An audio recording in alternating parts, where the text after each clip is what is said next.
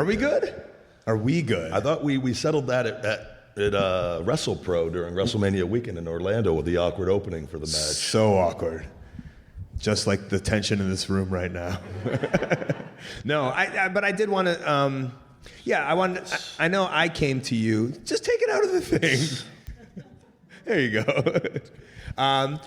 Because we had a talk afterwards. Yeah, no, that meant a lot to me, actually. And, I'd like to make it public that I did apologize to you. And the main thing, and again, the last thing I need is to talk about this whole fucking thing, but is my show is about positivity. Not even positivity, but like joking around in a fun way and having fun with wrestling.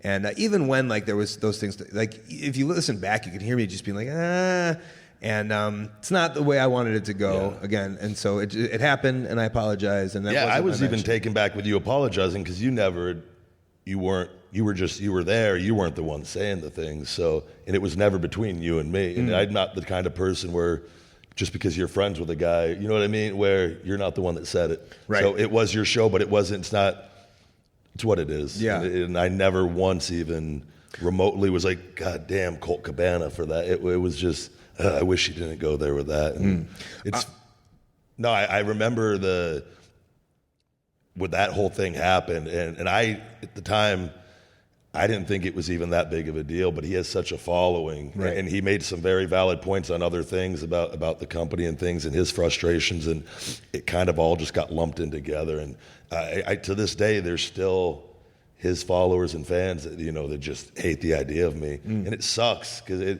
I feel like once you do get to know me, and then it's like, oh, maybe it's not that bad, right?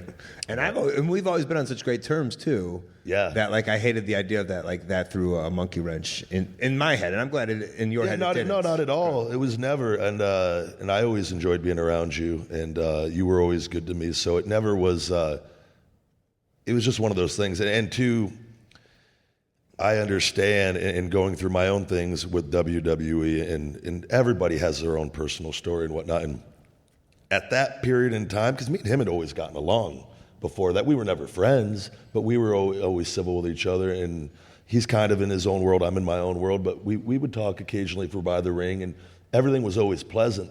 And I think, too, when you're dealing with that atmosphere, and you're talking about top positions in the company, it's a very sensitive thing. And the two guys supposedly didn't get along with the best were the two top guys at that time.